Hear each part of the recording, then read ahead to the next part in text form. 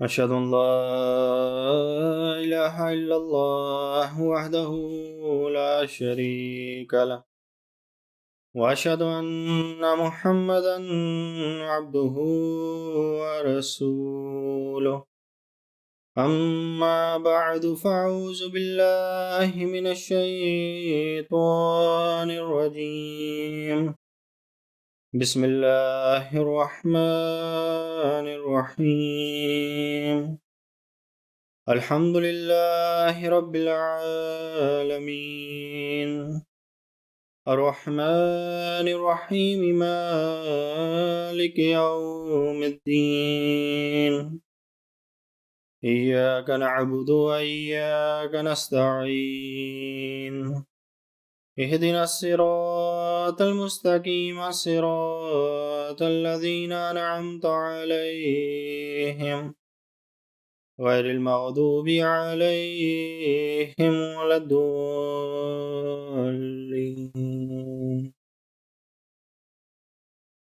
ناظرین اکرام، خاکسار کے آج کے درس کا موضوع ہے کہ کیا میں یوم الحشر یعنی جزا سزا کے دن پر ایمان رکھتا ہوں۔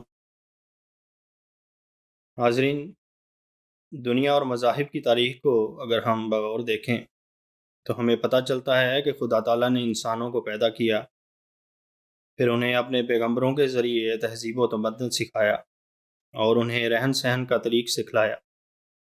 نہ صرف یہ بلکہ انہیں اپنے پیدا کرنے والے واحد خدا کی عبادت کرنے کی طرف بھی ہر پیغمبر نے متوجہ کیا، اور انہیں ساتھ ساتھ ہر برائی اور گناہ سے رکنے اور اچھے اعمال بجا لانے کی تعلیم دی۔ یعنی کہ اگر خدا تعالیٰ کی دی ہوئی صحیح تعلیم کے مطابق عمل کرو گے تو اس کی خدا تعالیٰ سے جزا پاؤ گے، اور اگر خدا تعالیٰ کی دی ہوئی تعلیم کی خلاف ورزی کی تو خدا تعالیٰ اس کی سزا دے گا۔ اور ہم دیکھتے ہیں کہ خدا تعالیٰ کی دی ہوئی تعلیم کی نافرمانی کرنے پر کس طرح بعض قوموں کو اس دنیا میں بھی اپنے عذاب کی صورت میں خدا تعالیٰ نے سزا دی، اور آخرت میں بھی بہرحال وہ اپنے گناہوں کی سزا پائیں گے۔ چنانچہ اللہ تعالیٰ نے انسانوں کو بس یوں ہی بلا مقصد پیدا نہیں کیا کہ انسان اس دنیا میں آئے اور کھائے پیے اور اس مادی دنیا کا مزہ اٹھائے اور اس سے اس کی زندگی اور اس کے اعمال کے متعلق کچھ بھی پوچھا نہ جائے، بلکہ ساتھ اپنے انبیاء کے ذریعے تعلیم بھی دی اور بتایا کہ اگر اس پر عمل کرو گے تو اس دنیا میں بھی جزا پاؤ گے اور مرنے کے بعد بھی لامتناہی فضلوں کے وارث بنو گے۔ جیسے کہ اللہ تعالیٰ قرآن کریم میں سورۃ المومنون میں فرماتا ہے، افحسبتم انما خلقناکم عبثا وانکم الینا لا ترجعون فتعالی اللہ الملک الحق لا الہ الا هو رب العرش الکریم۔ ان آیات کا حضرت مسلم موعود رضی اللہ تعالیٰ عنہ نے کچھ یوں ترجمہ کیا ہے کہ کیا تم یہ سمجھتے ہو کہ ہم نے تم کو یوں ہی بطور کھیل کے پیدا کیا ہے اور ایک دائمی زندگی کا سلسلہ اور ایک دائمی ترقی کا سلسلہ جو بعد الموت جاری ہوگا تمہارے لیے مقرر نہیں کیا؟ ایسا نہیں، کیونکہ خدا تعالیٰ بلند شان والا ہے اور سچا بادشاہ ہے، وہ بلا غرض اور بلا حکمت کوئی کام نہیں کرتا۔ ناظرین، اگر ہم ہر مذہب کی صحیح تعلیم کو دیکھیں تو ہمیں پتہ چلتا ہے کہ ہر مذہب میں حیات بعد الموت کا تصور پایا جاتا ہے، لیکن بدقسمتی سے وقت کے ساتھ ساتھ اور اپنے مذہب کی صحیح تعلیم سے دور ہونے کی وجہ سے لوگوں کا حیات بعد الموت یعنی جزا سزا کے دن سے ایمان اٹھ گیا، اور جس کا نتیجہ یہ ہوا کہ انسان گناہ اور برائیاں کرنے پر دلیر ہو گیا۔ چنانچہ اگر ہم آج کی عیسائیت کو دیکھیں تو ان کا یہی عقیدہ ہے کہ اگر حضرت عیسیٰ پر ایمان لے آؤ اور ان کو مان لو تو تمہارے اگلے پچھلے آئندہ سب گناہ معاف، گویا جو مرضی کرتے پھرو تم سے کچھ پوچھا نہیں جائے گا۔ لیکن قرآن کریم میں وضاحت کے ساتھ اس کے برعکس تعلیم ملتی ہے، جیسے کہ اللہ تعالیٰ سورۃ الانفطار آیت 18 سے 20 میں فرماتا ہے، وَمَا أَدْرَاكَ مَا يَوْمُ الدِّينِ ثُمَّ مَا أَدْرَاكَ مَا يَوْمُ الدِّينِ يَوْمَ لَا تَمْلِكُ نَفْسٌ لِّنَّفْسٍ شَيْئًا وَالْأَمْرُ يَوْمَئِذٍ لِلَّهِ۔ اور تجھے کیا بتائیں کہ جزا سزا کا دن کیا ہے؟ پھر تجھے کیا بتائیں کہ جزا سزا کا دن کیا ہے، جس دن کوئی جان کسی جان کے لیے کسی چیز کی مالک نہ ہوگی، اور اس دن فیصلہ کلیتاً اللہ ہی کا ہوگا۔ ناظرین، دنیا داری میں بھی اگر ہم دیکھیں تو انسانوں کے لیے بہت سے قوانین اور اصول بنائے جاتے ہیں، اور پھر بتایا جاتا ہے کہ ان قوانین کی پابندی کرنا ضروری ہے، ورنہ سزا ملے گی یا نقصان اٹھانا پڑے گا۔ تو لوگ اس ڈر کی وجہ سے قوانین کی پابندی کرتے ہیں، لیکن چونکہ دین کے معاملہ میں خدا تعالیٰ کی طرف سے بعض اوقات نرمی اور ڈیل کا پہلو زیادہ ہوتا ہے، اور فوری اس دنیا میں گناہوں کی صورت میں پکڑ نہیں ہوتی، یا یوں کہہ لیں کہ جو کوئی مرتا ہے اور حیات بعد الموت اپنے گناہوں کی سزا پاتا ہے، وہ واپس اس دنیا میں نہیں آتا اور اپنا تجربہ دوسروں کو نہیں بتاتا، جس کی وجہ سے انسان کو گناہ کرنے پر دلیری ہو جاتی ہے کہ مرنے کے بعد کیا ہوگا، کس نے دیکھی جائے گی۔ لیکن اگر ایک انسان کو پختہ یقین ہو کہ میرے مرنے کے بعد میرے ایک ایک عمل کے متعلق پوچھا جائے گا، اور میرے گناہوں کی کثرت کی وجہ سے مجھے سخت عذاب ملے گا، یا یہ یقین ہو کہ مجھے اپنے اچھے اعمال کرنے کی وجہ سے اللہ تعالیٰ کی رضا حاصل ہوگی اور لامتناہی انعامات ملیں گے، تو انسان ہمیشہ خدا کا خوف رکھتے ہوئے اپنی زندگی خدا تعالیٰ کی دی ہوئی تعلیم کے مطابق گزارتا ہے۔ اس ضمن میں حضرت صلی اللہ علیہ وسلم کی ایک حدیث روشنی ڈالتی ہے کہ حضرت ابو ہریرہ رضی اللہ تعالیٰ عنہ بیان کرتے ہیں کہ حضرت صلی اللہ علیہ وآلہ وسلم نے فرمایا، اگر مومن کو اللہ تعالیٰ کی سزا اور گرفت کا اندازہ ہو کہ کتنی سخت اور شدید ہے، تو وہ جنت کی امید نہ رکھے اور یہی سمجھے کہ اس گرفت اور سزا سے بچنا محال ہے۔ اور اگر کافر کو اللہ تعالیٰ کے خزائن رحمت کا اندازہ ہو تو وہ اس کی جنت سے نا امید نہ ہو اور یقین کرے کہ اتنی بڑی رحمت سے بھلا کون بدقسمت محروم رہ سکتا ہے۔ حضرت مسیح موعود علیہ السلام اپنی تصنیف گناہ سے نجات کیوں کر مل سکتی ہے میں فرماتے ہیں، جب انسان کو واقعی طور پر علم ہو جاتا ہے کہ بلا شبہ خدا موجود ہے اور در حقیقت تمام قسم کے گناہ اس کی نظر میں قابل سزا ہیں، جیسے چوری، خون ریزی، بدکاری، ظلم، خیانت، شرک، جھوٹ، جھوٹی گواہی دینا، تکبر، ریاکاری، حرام خوری، دغا، دشنام دہی، دھوکہ دینا، بدعہدی، غفلت اور بدمستی میں زندگی گزارنا، خدا کا شکر نہ کرنا، خدا سے نہ ڈرنا، اس کے بندوں کی ہمدردی نہ کرنا، خدا کو پرخوف دل کے ساتھ یاد نہ کرنا، عیاشی اور دنیا کی لذات میں بکلی محو ہو جانا، اور منعم حقیقی کو فراموش کر دینا، دعا اور عاجز سے کچھ غرض اور واسطہ نہ رکھنا، فروختنی چیزوں میں کھوٹ ملانا یا کم وزن کرنا یا نرخ بازار سے کم بیچنا، ماں باپ کی خدمت نہ کرنا،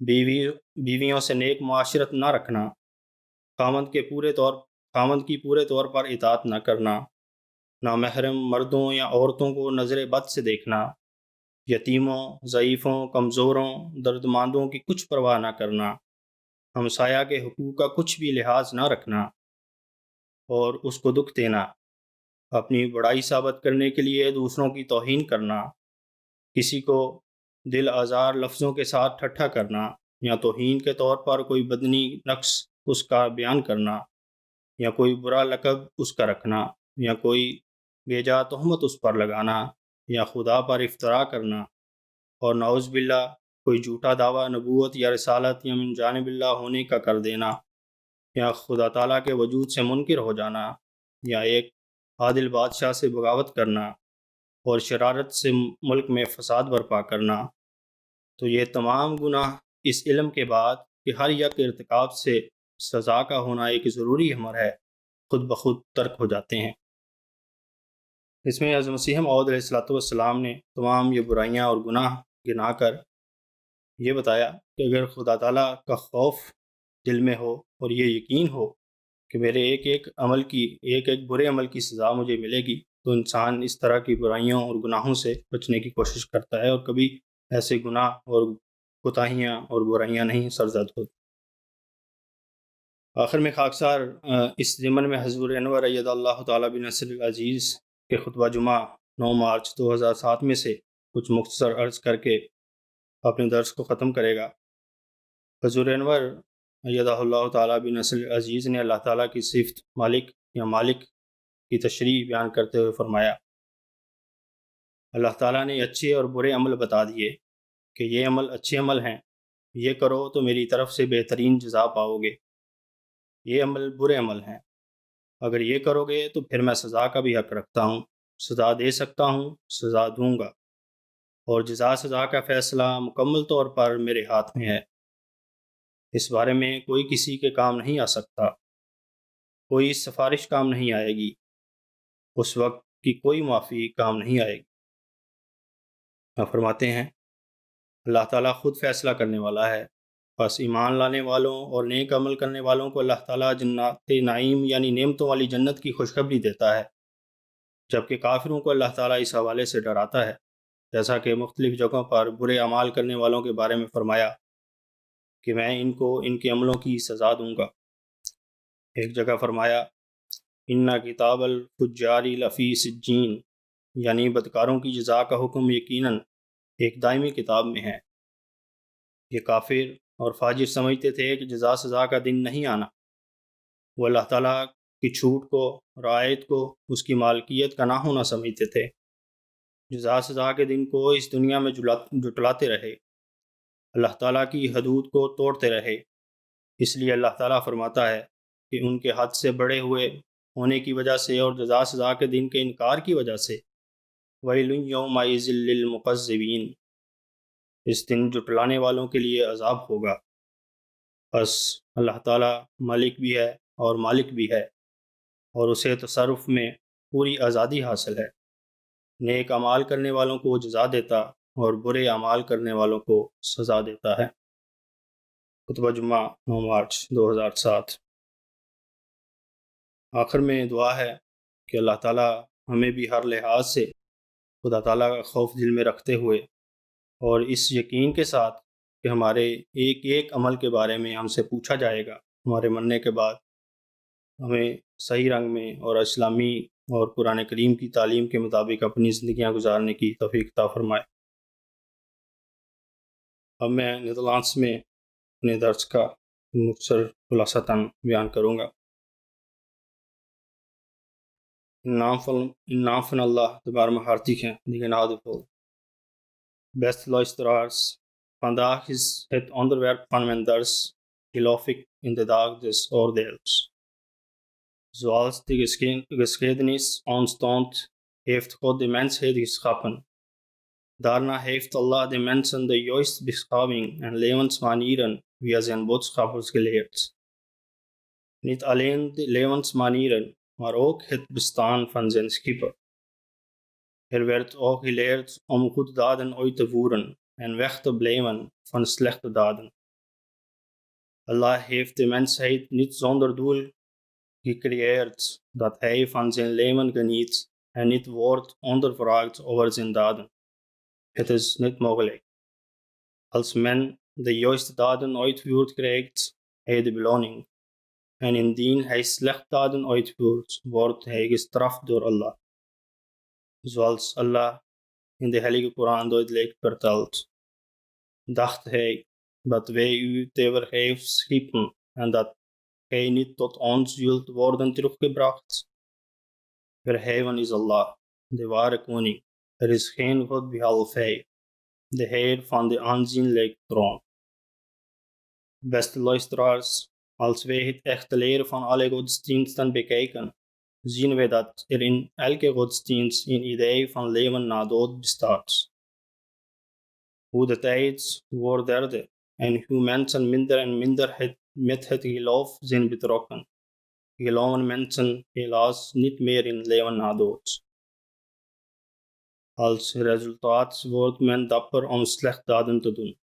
Tegenwoordig is er een idee in het leven van christendom dat het maakt niet uit hoeveel slechte daden een mens maar heeft, zolang hij in Jezus gelooft.